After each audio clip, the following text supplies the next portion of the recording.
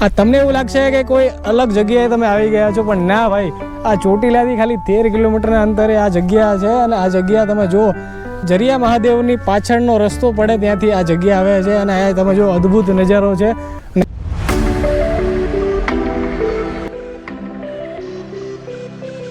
Hi guys, तो मैं हूँ सोनू और आप देख रहे हैं सोनू द गुज्जू ट्रैवलर। तो आज આવી ગયો છું ચોટીલાથી 15 કિલોમીટરના અંતરે જરિયા મહાદેવ જવા માટેના રસ્તે. અને એવું કહેવાય છે કે આ સંત સુરાની પવિત્ર ભૂમિ એવી પાંચાળ ભૂમિની અંદર આપણે આવી ગયા છીએ. અને અહીંથી આપણે જઈશું જરિયા મહાદેવના દર્શન કરવા માટે. આ મારી પાછળ તમે જે બોર્ડ જોવો છો એ છે જરિયા મહાદેવનું બોર્ડ, અને આ છે એનો રસ્તો.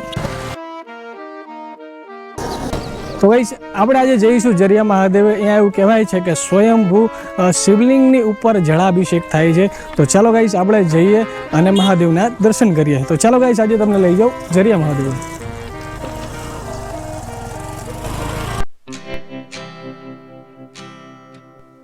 ગાઈસ, જરિયા મહાદેવ વાળા રસ્તે તમે થોડાક આગળ ચાલશો, 1-1.5 કિલોમીટર આગળ આવશો એટલે આ ખોડિયાર આશ્રમ જોવા મળશે. અમને ગૌ સેવા ટ્રસ્ટ છે, જે એવું કહેવાય છે કે શ્રાવણ મહિનાની અંદર અહીંયા જે લોકો પગપાળા યાત્રા કરે છે, અહીંથી ચાલીને મંદિરે જાય છે, એમના માટે અહીંયા ભોજનની વ્યવસ્થા, પ્રસાદની વ્યવસ્થા રાખવામાં આવે છે. તો ગાઈસ, તમને આ મંદિર બતાવું. એને નવા જરિયા મહાદેવના મંદિર તરીકે પણ ઓળખાય છે ગાઈસ. તો આ મંદિર તમને બતાવું. ચાલો ગાઈસ, અંદર આપણે જઈએ અને આ મંદિર આપણે જોઈએ. અને આ મંદિરની જગ્યા તમે જોઈ શકો છો ગાઈસ, એકદમ વિશાળ જગ્યા છે, મોટી જગ્યા છે. અને મોટી જગ્યાની અંદર આ નાનું એવું મંદિર તમે જોવો છો, એ નવા જરિયા મહાદેવનું મંદિર છે. અને તમને એવું લાગશે કે આ મંદિર અહીંયા આવી ગયું છે, તો આ મંદિર નથી. અહીંયાથી હજી 2 કિલોમીટરના અંતરે અંદર મંદિર છે જરિયા મહાદેવનું. ગાઈસ, આ મારી પાછળ તમે જે રોડ જોવો છો એકદમ અત્યારે ક્લિયર દેખાય છે, પણ શ્રાવણ મહિનાની અંદર તમે આવશો તો આ રોડ એકદમ હીચો હીચ ભરેલો હશે. અને શ્રાવણ મહિનાના સોમવાર, શનિ અને રવિવારે 3 દિવસ અહીંયા એટલું બધું પબ્લિક હશે કે તમારે રોડ ઉપર વાહનો મૂકીને, તમારા વ્હીકલ તમે જે પણ લઈને આવશો એ આ રોડ ઉપર મૂકીને તમારે અહીંયાથી ચાલીને જવાનું રહેશે. અને આ જે નવા જરિયા મહાદેવનું મંદિર છે ત્યાં અહીંયા પાર્કિંગની વ્યવસ્થા છે. તો અહીંયા પાર્કિંગ તમે કરી શકશો તમારા વ્હીકલ. તો ગાઈઝ, જ્યારે પણ આવો તો આડા દિવસે આવશો તો વધારે મજા આવશે, પણ શ્રાવણ મહિનાની અંદર અહીંયા આવવાની એક અલગ જ મજા છે ગાઈઝ. તો ગાઈઝ, શ્રાવણ મહિનામાં જ્યારે પણ આવો તો અહીંયા પાર્કિંગમાં વાહનો મૂકીને તમે જજો. ગાઈઝ, તમારા ફ્રેન્ડ્સ એવું કહે છે કે સાપુતારાનું બજેટ નથી અને જૂનાગઢ જવા માટે 2 દિવસનો ટાઈમ નથી, કેમ કે ઓફિસમાંથી 2 દિવસની રજા મળતી નથી. તો ગાઈઝ, એકવાર આ લોકેશન ઉપર જરૂરથી તમારા ફ્રેન્ડ્સને લાવજો. એક વરસાદ થયો છે ને થોડો ટાઈમ થયો છે ને અહીંયાની ગ્રીનરી તમે જો ગાઈઝ, કેવી ગ્રીનરી છે. અહીંયા પહાડ પણ છે અને પહાડની સાથે સાથે મસ્ત વાદળાઓ છે. તો ગાઈઝ, એકવાર તમારા ફ્રેન્ડ્સને આ જગ્યા પર લઈને આવશો તો એનું દિલ ખુશ થઈ જશે અને સાપુતારાને ભૂલી જશે ગાઈઝ. બજેટલેસ અને 1 દિવસના ટાઈમિંગમાં તમારે કોઈ પણ પ્લાનિંગ કરવું હોય તો આ જગ્યા એકદમ બેસ્ટ છે. અને આ જગ્યા ઉપર આવશો એટલે તમને શાંતિનો અનુભવ થશે અને મહાદેવના દર્શન પણ થશે. જે સ્વયંભૂ જળાભિષેક થાય છે મહાદેવની ઉપર, એના દર્શન કરશો તો તમે એકદમથી પાવન થઈ જશો ગાઈસ. તો એકવાર જરૂરથી તમારા ફ્રેન્ડ્સને આ જગ્યા પર લઈને આવવાનું ભૂલતા નહીં. તો ફાઇનલી ગાઈસ, આપણે રોડે ચડી ગયા છીએ. ફાઇનલી ગાઈસ, આપણે જરિયા મહાદેવના મંદિરે પહોંચી ગયા છીએ. અને આજે સન્ડે છે એટલે તમે ભીડ જોઈ શકો છો ગાઈસ મારી પાછળ કે કેટલી બધી ભીડ છે. સન્ડે અને મંડે એવું કહેવાય છે કે શ્રાવણ મહિનામાં તો સોમવારના દિવસે અહીંયા પબ્લિક વધારે હોય છે. મારી પાછળ તમે જે ગાડીઓ જોવો છો એ આજે રવિવારના દિવસે આટલી બધું પબ્લિક છે. સામે તમને બતાવું ગાઈઝ, જરિયા મહાદેવ એક નાની એવી ગુફાની અંદર બેઠા છે અને જળાભિષેક થાય છે સ્વયંભૂ. તો ચાલો ગાઈઝ, આપણે મંદિરની અંદર જઈએ અને મહાદેવના દર્શન કરીએ. તો ચાલો ગાઈઝ, મંદિરની નજીક એકદમ પહોંચી ગયા છીએ અને સામે છે મહાદેવનું મંદિર. અંદાજિત અહીંયાથી 20 થી 25 પગથિયાં આપણે નીચે ઉતરશું એટલે મહાદેવના દર્શન થશે. તો ચાલો ગાઈઝ, આપણે જઈએ મહાદેવના દર્શન કરવા માટે. મંદિરના થોડા પગથિયાં તમે નીચે ઉતરશો એટલે અહીંયાથી તમે બિલીપત્ર મહાદેવની શિવલિંગ ઉપર ચડાવવા માટે લઈ શકો છો. તો ગાઈઝ, આપણે પણ લઈ લઈએ મહાદેવની શિવલિંગ ઉપર ચડાવવા માટેના બિલીપત્ર.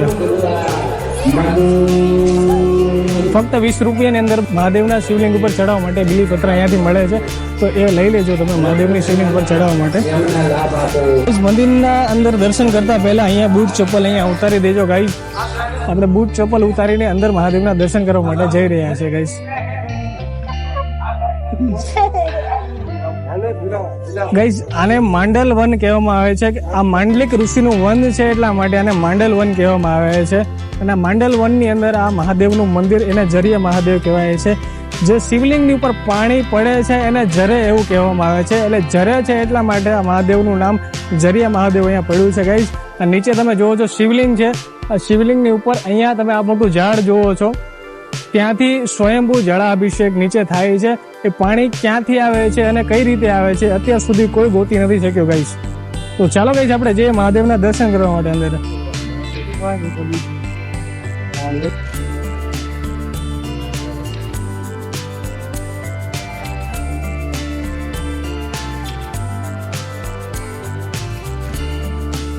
આ પગથિયા ચડીને પાછળ 2-3 પહાડ છે. એ પહાડ જોવા માટેની જગ્યા તમને બતાવું ગાઈસ. એના માટે અહીંયાથી જવા માટેનો રસ્તો છે. તો ચાલો આપણે પણ જઈએ ગાઈસ.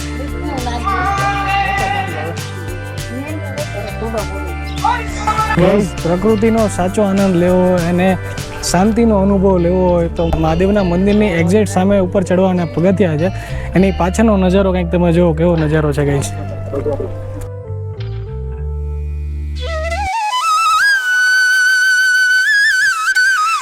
ગાઈઝ આ છે જરિયા મહાદેવની પાછળનો રસ્તાનું લોકેશન ગાઈઝ. તમે પાછળ જુઓ, મારી પાછળ પહાડ છે. પહાડી જગ્યાએ આપણે ઊભા છીએ અને પાછળનું તમે લોકેશન જોઈ શકો છો ગાઈઝ. ગાઈઝ આ સાપુતારાને પણ પાછળ પાડી દે એવું લોકેશન છે ગાઈઝ. તમે જોઈ શકો છો. જો તમને લોકેશન બતાવું. અને મોન્સૂન ગ્રીનરી જુઓ તમે ગાઈઝ, કેટલી મોન્સૂન ગ્રીનરી છે. એકદમથી બધું આખું અહીંયાનું નેચર ચેન્જ થઈ ગયું છે. જો વરસાદી વાતાવરણમાં આ પહાડ કેવો લાગે છે ગાઈસ, તમે જુઓ તો ખરા. આ તમને એવું લાગશે કે કોઈ અલગ જગ્યાએ તમે આવી ગયા છો, પણ ના ભાઈ, આ ચોટીલાથી ખાલી 13 કિલોમીટરના અંતરે આ જગ્યા છે. અને આ જગ્યા તમે જુઓ, આપણે જરિયા મહાદેવની પાછળનો રસ્તો પડે ત્યાંથી આ જગ્યા આવે છે. અને અહીંયા તમે જો અદ્ભુત નજારો છે. ઘણા બધા લોકો એવું કહે છે કે અહીંયા વન્ય પ્રાણીનો વાસ છે એટલા માટે આ જગ્યા થોડી ડેન્જર છે. એવું કશું નથી ગાઈઝ. અમે 2 કલાકથી અહીંયા રખડીએ છીએ પણ કોઈ જ વસ્તુ અહીંયા અમને દેખાણી નથી ગાઈઝ. હા, મોરલાઓનો અવાજ આવે છે પણ અહીંયાનું નેચરલ વાતાવરણ જોઈને ગાઈઝ અમને બહુ જ મજા આવી. અને નેચરલી ફોટોગ્રાફી કરવી હોય તો આ જગ્યા બેસ્ટ છે ગાઈઝ.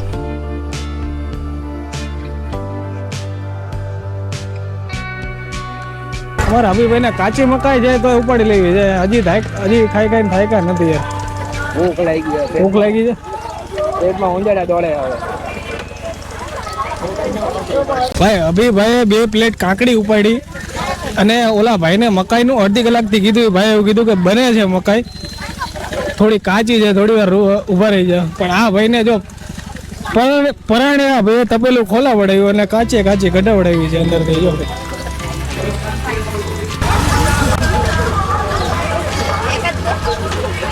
ફાઇનલી આવી ગયું છે. હવે કંટ્રોલ નથી થતો. સોઈ ગયો, તમે સંભાળો. ભાઈ આ 2 કાકડીની પ્લેટ ઠૂસા પછી જો અત્યારે મકાઈના ડૂડે પડે છે. ગાઈઝ જરિયા મહાદેવના મંદિરે તમે જ્યારે પણ આવો તો કાકડી ખાવાનું ભૂલશો નહીં ગાઈઝ. કાકડીની મજા એક અલગ છે ગાઈઝ. અને માસી બનાવે. અને આ બેન પાસેથી આવો ત્યારે લેજો કાકડી. 20 રૂપિયાની પ્લેટ છે. કેટલાની 20 રૂપિયાની પ્લેટ છે ને? 20 રૂપિયાની આ પ્લેટ છે. 20 રૂપિયાની અંદર આટલી બધી કાકડી તમને આપે છે ગાઈઝ. તો ગાઈઝ આ હતું જરિયા મહાદેવનું મંદિર અને આ હતું જરિયા મહાદેવનું લોકેશન ગાઈઝ. ચોટીલાથી 13 કિલોમીટરના અંતરે આ લોકેશન છે ગાઈઝ. એકવાર મોન્સૂનના સિઝનમાં આટો મારજો, બહુ જ મજા આવશે. અહીંયાની ગ્રીનરી જોશો તો બહુ જ મજા આવશે. તો ગાઈઝ વિડીયો કેવો લાગ્યો? વિડીયો ગમે તો લાઇક, કમેન્ટ, શેર અને સબસ્ક્રાઈબ જરૂર કરજો. અને ભાઈ ગુજરાતી હોય તો ભાઈને સપોર્ટ કરજો. તમારા સપોર્ટની જરૂર છે ગાઈઝ. તો આવા લોકેશન આપણે લાવતા રહીશું ગાઈઝ. તો ચેનલમાં બન્યા રહેજો અને વિડીયો પૂરો જોજો ગાઈઝ. તો લાઇક, કમેન્ટ, શેર અને સબસ્ક્રાઈબ કરવાનું ભૂલશો નહીં ગાઈઝ.